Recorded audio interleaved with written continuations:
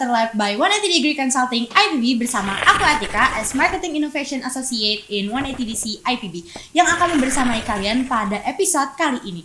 Nah, di episode kali ini kita akan mengupas tuntas mengenai bagaimana sih kehidupan as Program Lead Support di Telkom. Tapi kali ini aku nggak sendiri karena seperti biasa The Chatter Lab membawakan guest speaker yang keren-keren banget. Di sini aku bersama Kak Fayat. Halo semuanya. Nah, gimana kabarnya nih Kak Fayat? Alhamdulillah kabar aku baik nih Tika. Tadi kesini kehujanan gak nih Kak? Nah tadi untungnya aku waktu berangkat kesini tuh hujannya udah reda. Jadi aman nih, gak kehujanan ya, gak kehujanan. Nah kesibukannya akhir-akhir ini apa sih Kak?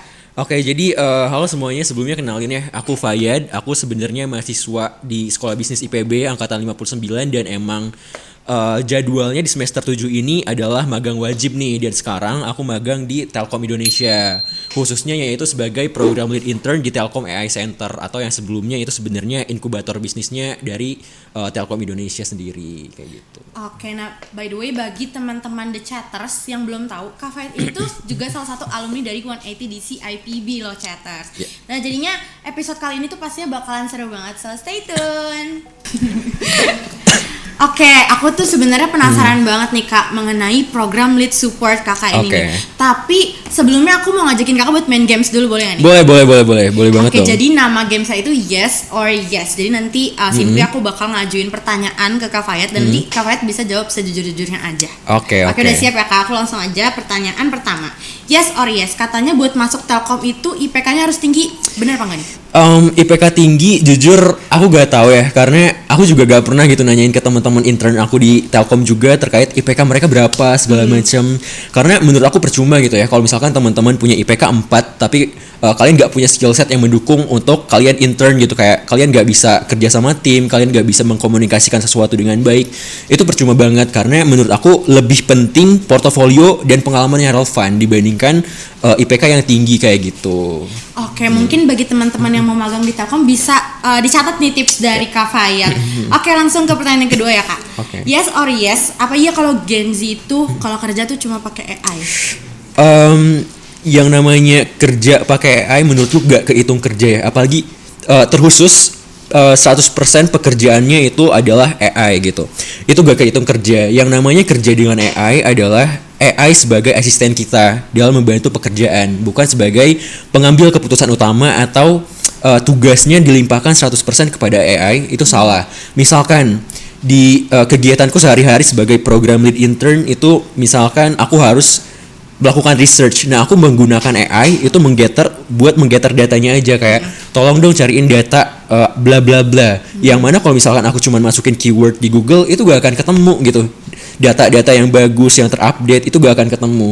Tapi dengan bantuan AI itu bakal ketemu. Nah, data-data yang udah ditemukan itu gak aku minta dia untuk kayak tarikin kesimpulan dong dari datanya apa. Tapi aku improvisasi sendiri gitu terkait ini tuh connecting the dots-nya, insight-nya apa sih yang diambil gitu. Bukan kayak misalkan kamu punya pekerjaan tugas di kuliah buat bikin esai, tolong bikinin esai terkait ini, dan kamu 100% copy paste tanpa parafrase lagi, tanpa kamu nilai datanya benar atau enggak. Nah, itu yang salah gitu. Jadi kerja 100% dengan AI gak disebut sebagai kerja menurutku.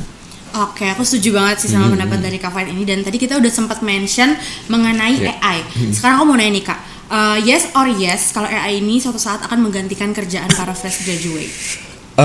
AI menggantikan enggak, tapi manusia dengan AI menggantikan iya.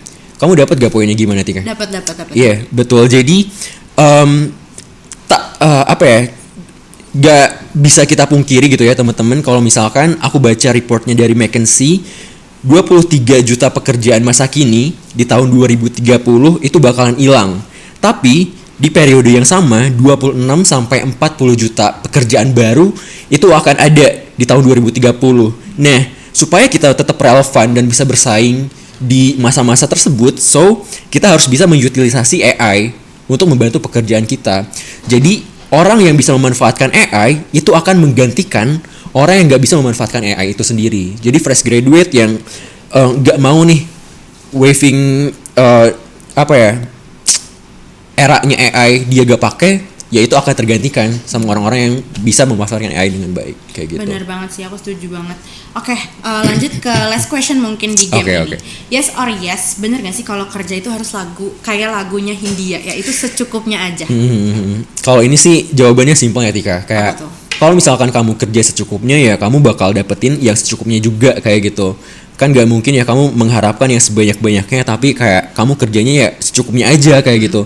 Emang bener sih ada yang namanya Pareto Rules gitu ya, kayak kita kerja 20% untuk menghasilkan output yang 80%. Tapi kan konteks dari pertanyaan yang kamu kasih tuh gak kayak gitu kan gitu. Jadi ya gitu sih. Oke, sungguh jawaban yang sangat-sangat insightful ya teman-teman. Padahal tadi kita di games tuh pertanyaannya mungkin cuma sedikit, cuman cukup menambah wawasan gitu Kak. Nah, tapi mungkin kita cukupkan sesi games ini karena seperti aku udah penasaran banget buat nanya-nanya seputar program lead support ini Kak. Boleh. Oke, moving on to the first question. Gimana sih Kak perjalanan Kakak atau proses Kakak untuk magang di Telkom ini? Gimana sih kayak ada tahapan persiapannya itu apa aja? Gitu. Oke, sebenarnya kalau misalkan secara prosedural itu sama aja gitu ya, kayak magang-magang pada umumnya kayak gitu. Kayak ya kita kirim CV segala macam terus nanti di interview. Nah, cuman mungkin yang bisa mengantarkan aku sampai jadi program lead intern di Telkom Indonesia tuh ya tadi terkait portofolio dan juga pengalaman yang relevan. Karena kan sebenarnya di awal aku masuk ke Telkom Indonesia, itu unit yang aku sekarang tinggali adalah Indigo Inkubator ya, yang mana itu merupakan inkubator startup milik Telkom Indonesia. Cuman karena memang ada sebuah transformasi 2 bulan kemudian itu shifting ke AI. So ketika aku mendaftarkan diri di Indigo ini, ya pengalamanku cukup relevan gitu. Kayak aku sempat mengikuti winter program terkait startup juga, terus sempat beberapa kali ikut lomba bisnis juga terkait startup gitu. Jadi lebih ke pengalaman yang relevan sih dibandingkan kayak tadi kalau misalkan di awal ditanya IPK, no. Oke, wah keren banget sih ini perjalanannya Kak Fayat. Tapi aku pengen nanya lebih jauh nih Kak, kenapa akhirnya tuh Kakak memutuskan untuk magang di Telkom? Padahal kan mungkin ada banyak tempat yang dimana Kakak bisa apply, tapi Kakak memilih Telkom, apakah ada poin plusnya sendiri? Kenapa Telkom? Yang pertama mungkin ya karena exposure ya teman-teman. Karena ya siapa sih yang nggak tahu Telkom Indonesia kayak gitu. Jadi menurutku exposure-nya lumayan sangat besar sekali gitu ya untuk aku nanti melanjutkan ke jenjang karir berikutnya kayak gitu, karena ya Telkom Indonesia dengan nama besarnya kayak gitu. Lalu yang kedua adalah terkait culture of learning-nya, karena sejauh sudah berapa bulan ya, kayak kurang lebih 4 bulan ya aku di Telkom, itu orang-orangnya sangat open gitu. Kalau misalkan aku pengen belajar sesuatu, bahkan mentor aku sendiri bilang kalau misalkan lu pengen belajar sesuatu bilang aja, kayak mau belajar apa ntar gue kasih, kayak sampai lu bisa ngerti, bisa sampai bisa kayak gitu. Nah itu yang aku suka kayak gitu. Oke, dan tadi juga sempat disinggung Kak soal hal-hal yang Kakak pelajarin selama proses. Nah aku jadi keinget nih, kita di 180DC ini kan banyak banget belajar soal consulting mindset. Yeah. Nah aku penasaran nih dari perspektif Kakak sendiri, apakah apa yang telah diajarkan 180 itu align sama apa yang terjadi di dunia nyata, di dunia kerja gitu? Sangat align ya menurutku, terutama mengenai thinking frameworknya, karena kan kita di consulting itu diajarin ya kayak kalau misalkan solving suatu masalah itu pertama dari cari tahu dulu root cause-nya itu apa, akar masalahnya itu apa. Gak bisa kayak kita langsung masalah ini solusinya ini, karena belum tentu masalah yang ditemuin di awal itu sebenarnya itu akar masalahnya. Nah itu yang menurutku sangat-sangat berguna di dunia karir. Terus terkait buat presentasi yang catchy gitu ya, bikin PowerPoint yang catchy, karena itu sangat membantu. Bahkan aku sering banget nih dipuji karena dari segi layout, dari segi desain presentasi itu menurut atasan-atasanku di Telkom itu sangat oke dan bisa jadi bekal banget nih kalau misalkan masuk di dunia karir. Terus terkait tadi ya dari root cause itu kita tarik data, connecting the dot-nya kayak gimana, itu kepake banget sih.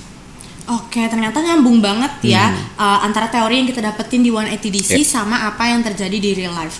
Oke, dan ngomong-ngomong nih Kak, aku dengar-dengar Kak Fayat nih lagi punya program e-learning. Aku penasaran banget nih, apa sih yang membedakan program e-learning ini dengan program e-learning yang lainnya? Dan menurut Kakak, kalau misalkan konsep ini diterapin di 180DC itu seberapa impactful sih?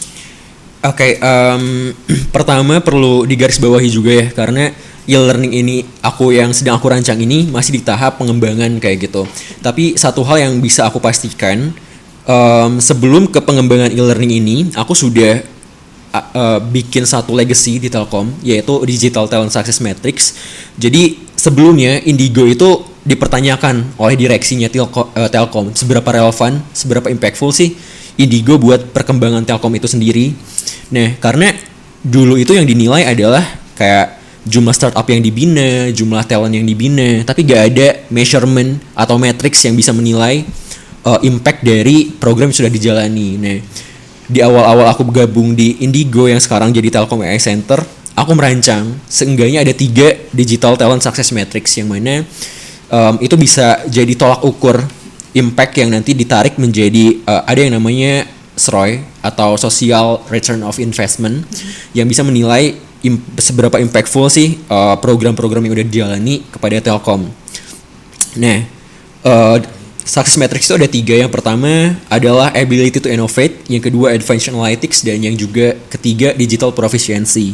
Nah, dari ketiga success matrix tersebut nanti akan menjadi success matrix dari platform e-learning yang sedang kita rancang. Jadi kalau misalkan teman-teman pakai platform e-learning kami nanti di Telkom AI Center, seenggaknya sudah dipastikan 3 success metric atau skill set yang tadi aku sebutin itu teman-teman punya.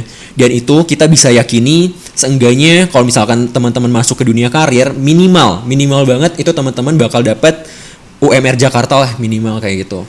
Itu yang bisa jadi keunggulan sendiri dari platform kita gitu. Nah, terkait apakah relevan untuk bisa diaplikasikan ke 180 mungkin itu perlu dikaji lebih lanjut lagi ya, karena memang kan beda ya Telkom yang ukurannya enterprise dengan 180 IPB yang mungkin anggotanya puluhan kayak gitu. Itu perlu disesuaikan lagi juga. Oke, terima kasih banyak Kak untuk jawabannya yang sangat insightful dan inspiratif ini, dan cukup menjawab rasa penasaran aku sebenarnya. Tapi di sini bukan cuma aku nih kayak penasaran, karena teman-teman chatters di rumah tuh sebenarnya juga udah nitipin pertanyaan ke aku. Mungkin langsung aja bisa aku tanya ya Kak. Boleh, langsung aja. Oke, pertanyaan yang pertama ada dari @echa_fskdhjkl. Pertanyaannya, in this digital era, value dan digital skill apa yang akan bisa jadi nilai tambah untuk bisa berkarir di dunia kerja? Tentunya 3 success matrix tadi yang sudah aku sebutin ya. Terus kalau misalkan specifically ke consulting, mungkin ada 2 yang sangat-sangat membantu. Yang pertama adalah terkait kemampuan membaca data, di mana teman-teman bisa baca data scratch, terus connecting the dots sampai ngasilin insight gitu untuk pengembangan suatu bisnis. Terus yang kedua kemampuan terkait AI generative skills tadi, karena ada suatu research firm gitu namanya Gartner yang dia nyebutin kalau misalkan 80% perusahaan di tahun 2026 itu bakal punya API AI generative. So kalau misalkan teman-teman punya skill set untuk menggunakan AI generatif seperti GPT atau Gemini dengan sangat baik, itu tentunya sangat membantu gitu untuk bisa bersaing di dunia karir. Karena beda loh Atika, kayak bisa menggunakan AI dengan bisa memanfaatkan AI dengan yang sangat baik, itu beda banget. Oke, cukup menjawab ya seharusnya untuk Echa. Oke, lanjut ke pertanyaan selanjutnya dari @alia_mkbt. Pertanyaannya, are the basic tools like using GPT or Gemini could help the future of consulting? Iya, tadi udah aku jawab juga, mungkin yang ini sama jawabannya kayak pertanyaan sebelumnya. Terus mungkin aku udah ada data tambahan. Ini dari consulting firm juga, jadi harusnya relevan, sangat-sangat relevan. Dimana ini dari McKinsey, masih baru juga tahun 2025. McKinsey bilang kalau misalkan 60-70% karyawan yang bisa menggunakan AI generatif seperti GPT or Gemini dengan sangat baik, itu 60-70% pekerjaannya bisa lebih efisien dan lebih efektif kayak gitu. Jadi sangat-sangat useful tentunya. Oke, terima kasih untuk jawabannya sekali lagi Kak. Oke, mungkin ini pertanyaan terakhir ya Kak dari chatters dari @yogatama. Pertanyaannya, let me know benefits of being program lead support. Pertanyaannya sangat menarik. Ada 3 yang bisa aku sebutkan. Yang pertama adalah terkait personal growth-nya. Karena sebagai program lead intern, aku belajar banyak hal. Pertama terkait koordinasi antar tim gitu. Karena di sini salah satu tanggung jawab aku adalah mengorkestrasi 9 AI center yang ada di Indonesia. Mulai dari Aceh sampai Merauke kayak gitu. Dimana aku berkoordinasi dengan setiap AI center di ke-9, terus menyusun program yang relevan juga dengan strategi nasional, dan banyak hal lah terkait personal growth-nya. Terus yang kedua adalah exposure ya, lagi-lagi exposure. Karena sesuai dengan titelnya, leads gitu. Aku bisa berkesempatan untuk ketemu dengan berbagai stakeholder di Indonesia, baik itu kementerian, bahkan menterinya langsung segala macam kayak gitu. Yang mungkin gak semua teman-teman intern itu punya kesempatan yang sama. Dan yang ketiga tentunya kesempatan jenjang karir ya. Karena menurutku dengan titel yang aku miliki saat ini itu lumayan impactful sih. Kalau misalkan aku taruh di CV dan aku mau lanjut ke jenjang karir berikutnya, itu akan sangat-sangat useful. Oke, semoga untuk Yoga Tama bisa terjawab ya pertanyaannya. Oke, terima kasih banyak Kak Fayat untuk Nggak apa-apa, lanjut untuk aja. mulainya. Oke. Aman aja. Oke. Itu dimasukin kok. Ih. Nggak kurang. Oke, terima kasih banyak Kak Fayat untuk Sama-sama, jawabannya Tika. yang sangat insightful dan inspiratif ini. Nah, gimana teman-teman chatter, seru banget kan episode kali ini dan pastinya sangat insightful apa yang tadi Kak Fayat sampaikan kepada kita. Nah, buat teman-teman chatters yang masih punya pertanyaan, boleh banget ditanya langsung untuk dikontak ke Kak Fayat, bisa ke LinkedIn atau Instagramnya mungkin. Oke, mungkin boleh ke linkin aku Fayyad Ahmad Fauzan dan ya IG juga boleh lah Fayyad FZN.